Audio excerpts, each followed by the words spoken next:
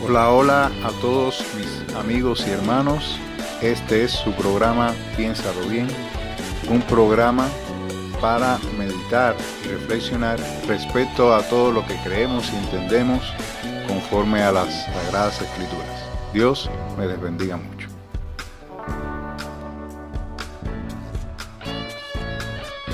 Hola, bendiciones a todos mis amigos y hermanos. Estamos acá en la continuación de la segunda parte de la introducción de este estudio acerca de la Gran Comisión, del discipulado. Y quiero aclarar de que cuando estoy hablando de la Gran Comisión y el discipulado, prácticamente estamos hablando de lo mismo, porque sé que muchas iglesias, para muchos la Gran Comisión y el discipulado son dos cosas diferentes, lo ven como dos eventos diferentes, y es todo lo contrario. Según lo que ordenó el Señor, lo que diseñó el Señor, lo que mandó el Señor a sus discípulos es precisamente a hacer discípulos por medio de la Gran Comisión. En otras palabras, la Gran Comisión que Jesús ordenó se refiere a ir y hacer discípulos. ¿Cómo? Bautizándolos en el nombre del Padre, del Hijo y del Espíritu Santo, y enseñándoles que guarden o que obedezcan todas las cosas que Él mandó. En resumen, la Gran Comisión es ir y hacer discípulos. De eso se trata la Gran Comisión. Por lo tanto, en todo este estudio no estaremos tratando de dos cosas diferentes, sino cuando hablemos de la Gran Comisión, el discipulado, nos estaremos refiriendo a lo mismo, a la misma acción, a la misma encomienda que el Señor le dio a sus discípulos. Y bueno, estuvimos hablando en esta segunda parte de la introducción acerca de la importancia que tiene la autoridad de Cristo a la hora de entender y comprender la misión de Cristo, hacer discípulos. Hablamos acerca de la importancia de tener entendimiento respecto a la autoridad de Jesús. La autoridad de Jesús es la base, estuvimos hablando que es la base de esta misión. Si no entendemos la autoridad de Jesús, no entendemos simplemente en qué sentido nosotros como creyentes, como cristianos, estamos cumpliendo esta gran comisión, con la autoridad de quién, con la autorización de quién estamos haciendo esta misión en la tierra, en tu nación, en tu país, y es en base a la autoridad que Cristo nos mandó. Es un mandato de nuestro Señor Jesucristo, y en base a esa autoridad, porque Él lo dijo, toda autoridad, toda potestad me es dada en el cielo y en la tierra. Y entonces continuó, por tanto, ir y hacer discípulos. ¿Ve? Entonces es algo que hay que tener en cuenta. Primeramente, la autoridad de Jesús para encomendar a sus discípulos a hacer esta misión. Y ahora, en segundo lugar, algo muy importante que debemos tener en cuenta y que Jesús incluyó dentro de esta misión es la influencia y el poder del Espíritu Santo. Quiere decir, el papel protagónico que tiene el Espíritu Santo en la obra misionera de la Iglesia, en la Gran Comisión, como usted le quiera decir, en el discipulado, como también le estamos llamando, en estas lecciones, en este estudio. La influencia y el poder del Espíritu Santo son protagónicos, es un papel primordial dentro de la misión de la Iglesia. No se debe ignorar, no se debe obviar el papel protagónico que tiene el Espíritu Santo en el cumplimiento de la Gran Comisión. En el primer capítulo del libro de los Hechos vemos cómo Jesús, antes de ascender al cielo, todavía le está dando instrucciones a sus discípulos respecto a esta misión. En esta ocasión, en los versículos del 4 al 8, Jesús le habla de la importancia de la influencia y el poder del Espíritu Santo para el éxito en el cumplimiento de la Gran Comisión y en la tarea de hacer discípulos. Él les hace la promesa del Espíritu Santo. el cual les daría la capacidad a los apóstoles de ser verdaderos testigos de Cristo en el mundo entero. El cumplimiento de esta promesa lo podemos ver luego en el capítulo 2 del libro de los Hechos.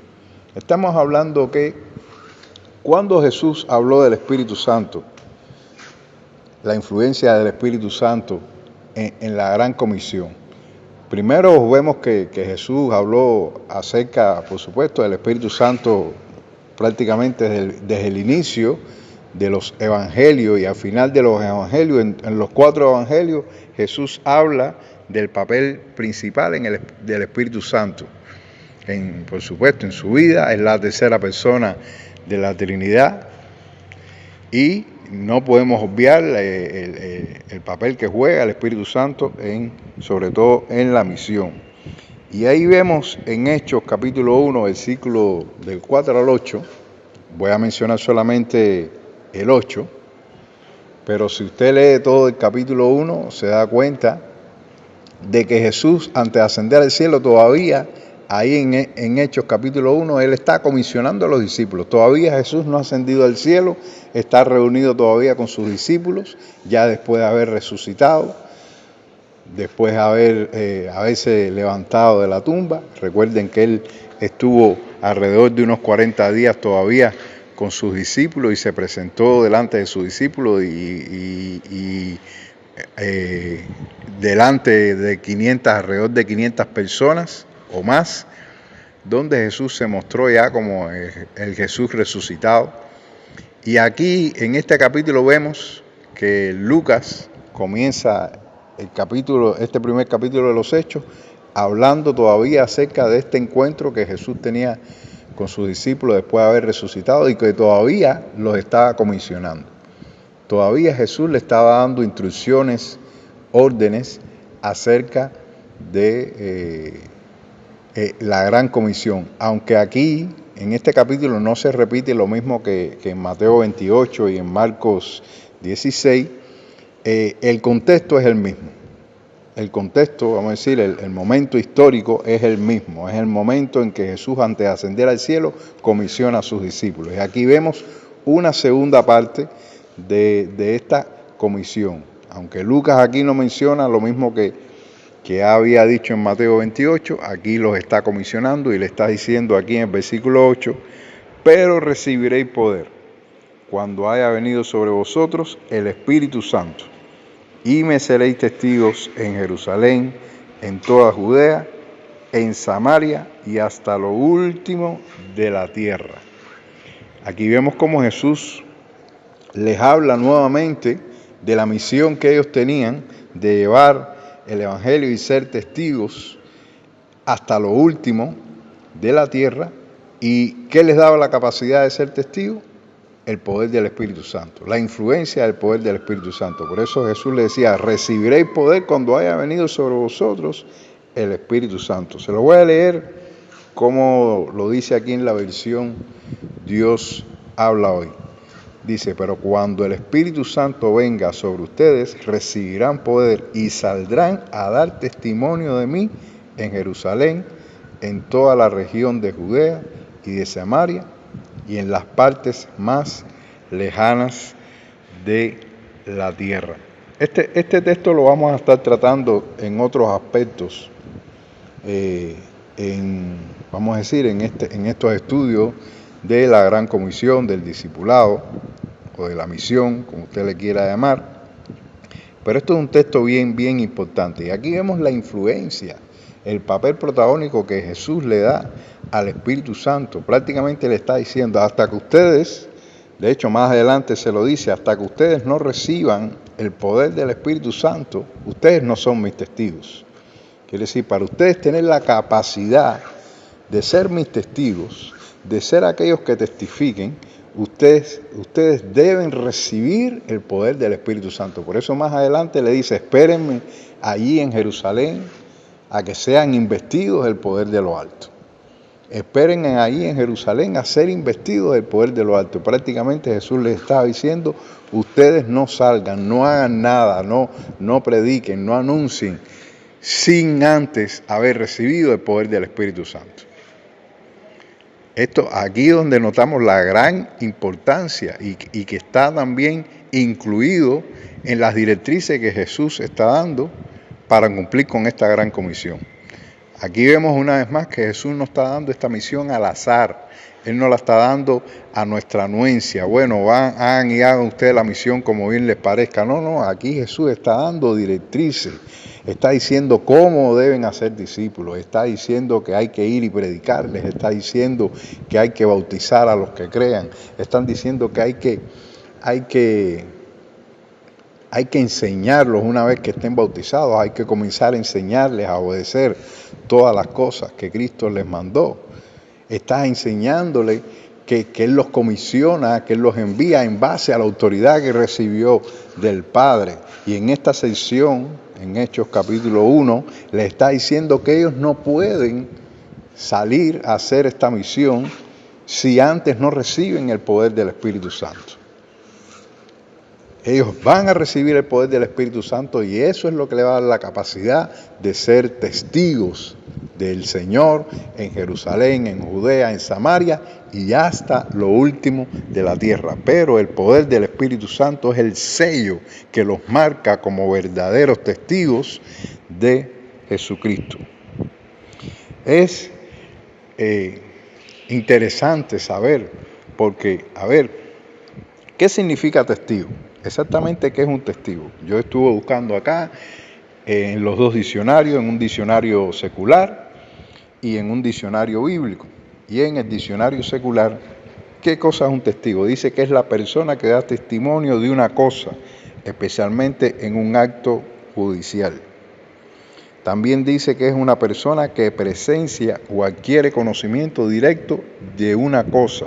Es un testigo presencial, fue alguien que vio, experimentó, tocó y estuvo participando de algo, de una acción, de algo que vio, un conocimiento real y verdadero, tangible de cualquier evento. Dice también que es aquello que prueba la verdad de un hecho. También es un testigo incluso puede ser hasta un documento, puede ser algo, no exactamente una persona, sino puede ser un documento, por ejemplo, que testifique de un hecho que fue real. Y por acá en el diccionario bíblico, ¿qué cosa es un testigo? O un testimonio, como estuvimos viendo en la versión de Dios habla hoy, que dice, den testimonio. ¿Ve? Un testigo es aquella persona que puede testificar. Es un testimonio, dice, el que ofrece pruebas para confirmar algún hecho, acontecimiento, proeza o pacto, es testigo. Las pruebas constituyen sus testimonios y estas pueden ser concretas u orales.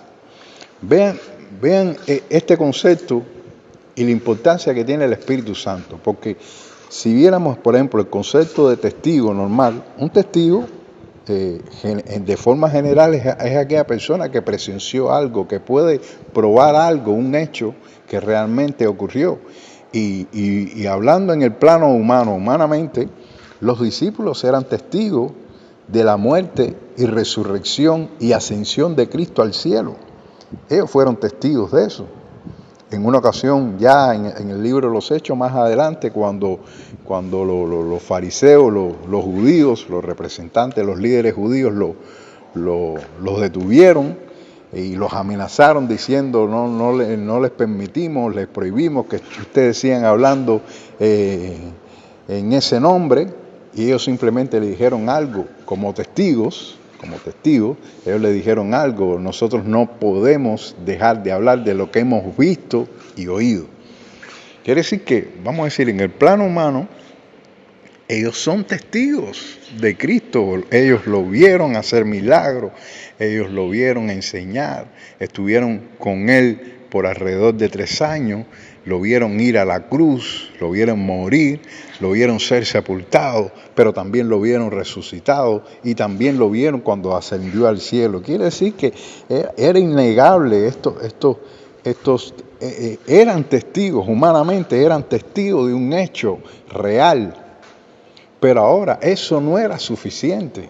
No era suficiente que ellos fueran testigos humanamente hablando, no era suficiente, necesitaban algo más y Jesús lo sabía. Necesitaban algo más para que ellos pudieran salir al mundo a testificar acerca de lo que ellos han visto y han oído. Porque, no sé, aquí donde vemos que esto no es, una vez más vemos que esto es sobrenatural, no es una obra humana. No es una obra humana, no es iniciativa humana. Es una comisión dada por Jesús en base a la autoridad que le dio el Padre. Aquí todo, desde principio a fin, en la misión de la iglesia es espiritual. Y por lo tanto, como es espiritual, es sobrenatural y hay que contar con las herramientas sobrenaturales. Por eso dice Pablo en una de las cartas que nuestras armas no son carnales, sino son espirituales y poderosas en Dios para la destrucción de fortalezas.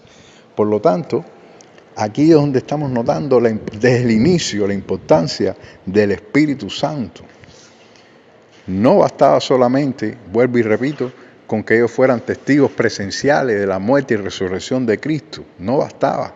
Necesitaban algo más. ¿Y qué era eso algo más? El poder del Espíritu Santo. Por eso Jesús se lo dijo, vayan a Jerusalén y ahí esperen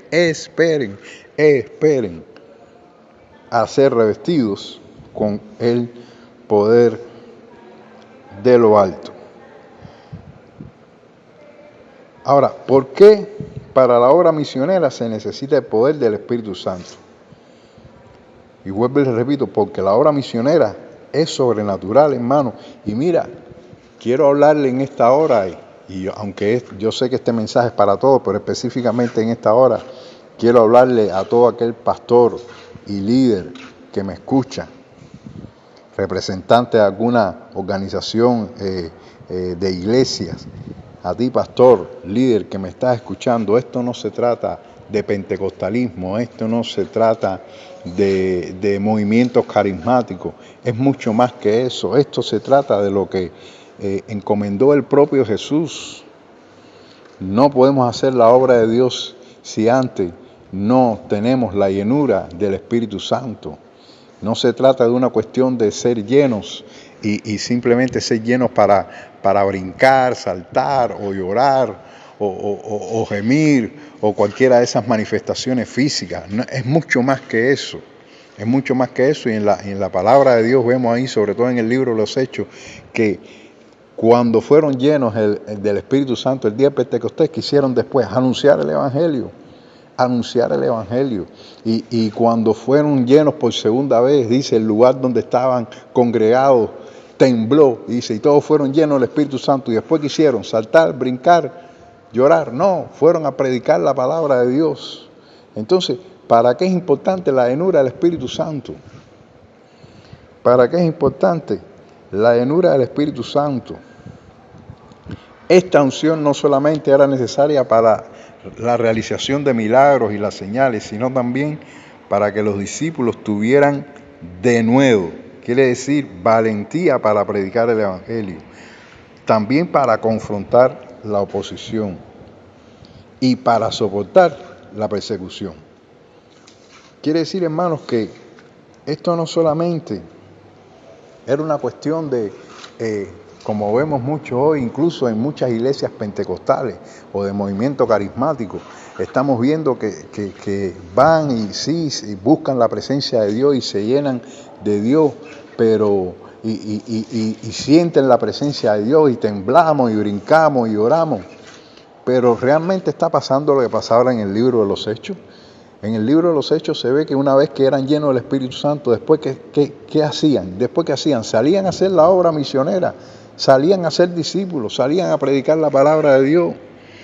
Entonces, el problema que hoy en día está ocurriendo es que sí, hay muchas iglesias, sobre todo las pentecostales o el movimiento carismático, que sí, que se están llenando, pero no están cumpliendo con la segunda parte. Se están quedando solamente en la emoción, en la parte emotiva o en la parte física de ser lleno del Espíritu Santo. Y el ser lleno del Espíritu Santo tiene un propósito.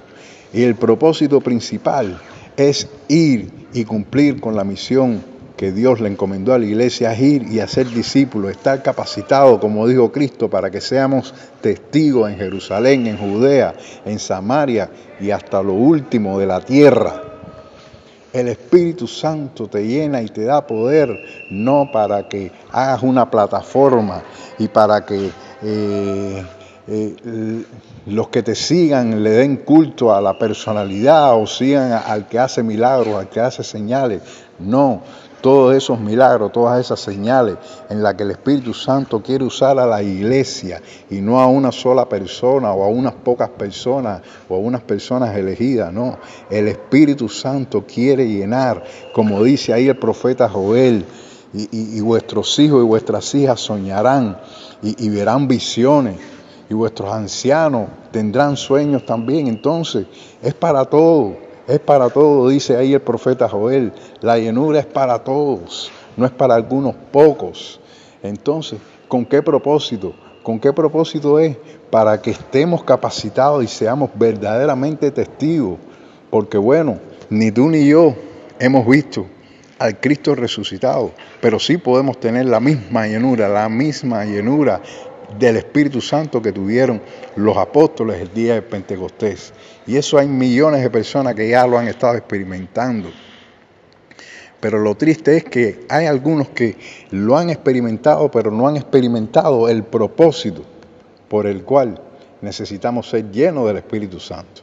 Ve ahí el libro de los Hechos. En el libro de los Hechos se ve incluso que hasta los nuevos convertidos, los apóstoles, una vez que le predicaban a las personas, había una pregunta que le hacían: ¿ya ustedes recibieron el bautismo del Espíritu Santo? ¿Ya ustedes recibieron el bautismo? Y algunos le contestaban: no, solamente conocemos el bautismo de Juan. Y acto seguido ahí oraban por ellos para que recibieran el poder del Espíritu Santo. El primer grupo gentil que recibió el Evangelio, que fue ahí en casa de Cornelio, ¿cómo los judíos pudieron comprobar de que el Evangelio también era para los gentiles? ¿Cómo lo pudieron comprobar? ¿Cuál fue la prueba que les testificó a ellos que también para los gentiles era el mensaje del Evangelio? ¿Qué fue lo que les testificó? Léase ahí Hechos capítulo 10 y capítulo 11. ¿Qué fue lo que les testificó? Que hasta el mismo Pedro tenía su recelo, tenía sus dudas respecto a esto que Dios le había mandado de predicarle el Evangelio a un centurión romano como Cornelio. Y junto con él fueron otros judíos. Y yo me imagino que habrán ido allí con un poco de temor, un poco de duda, un poco de miedo. Pero ¿cuándo se le quitó el miedo? ¿Cuándo se le cayó el velo de la religiosidad a Pedro? Cuando vieron que los gentiles, después de haber recibido, haber creído al mensaje del Evangelio, comenzaron a recibir el poder del Espíritu Santo. Ya no se pudieron negar más, porque los mismos judíos vieron: miren como ellos reciben el Espíritu Santo, como también lo recibimos nosotros. Entonces ahí no hubo más negatividad, no hubo más manera de negar de que para ellos también, para los gentiles también, era el mensaje del Evangelio, era el mensaje de salvación. ¿Y cómo lo pudieron confirmar? A través de la llenura sobrenatural del Espíritu Santo. Entonces, hermano, vuelvo y repito, no se trata de si eres pentecostal o no lo eres, no se trata de si eres bautista, presbiteriano, no importa. Lo que es importante que entendamos, hermano, que no es una cuestión de movimiento, no es una cuestión de un hombre. Esto de la llenura del Espíritu Santo fue diseñado, instituido por el mismo Cristo. A sus discípulos, Él les dijo: vayan a Jerusalén y esperen allí a ser revestidos del poder de lo alto. El Espíritu Santo, la llenura del Espíritu Santo era primordial para poder cumplir con la gran comisión y tener éxito, porque esto era sobrenatural. ¿Cómo usted cree que las personas, ahí en el libro de los Hechos, las personas podían atender y prestar atención al mensaje del Evangelio? No eran solamente porque manifestaban amor, sí, todo eso era muy bueno. Pero ¿cuántos hay instituciones hoy en día humanas que manifiestan amor? ¿Cuántas instituciones de ayuda no existen hoy en día que ayudan a los pobres y no son ni cristianos? A veces los ateos prestan más ayuda a los necesitados que la misma iglesia. Pero esta gente, ¿qué tenía de especial esta gente? ¿Qué tenía de especial esta gente que atraían a los demás? Era el poder del Espíritu Santo. Porque cualquiera puede alimentar a los pobres, cualquiera puede ayudar a los necesitados, cualquiera puede curar a los enfermos, pero cualquiera no puede manifestar en su vida el poder del Espíritu Santo. Y ahí donde marca la diferencia en la misión de la iglesia, ahí donde la gente se da cuenta de que hay algo más, de que no solamente son palabras, de que no son solamente es alguien que sale a gritar como un loco, un palabrero que sale a gritar en medio de la calle, no. Cuando el Espíritu Santo se manifiesta en la vida de los creyentes de una manera poderosa, entonces marca la diferencia, y es que logra el éxito de ¿qué? De ganar las vidas para el Señor.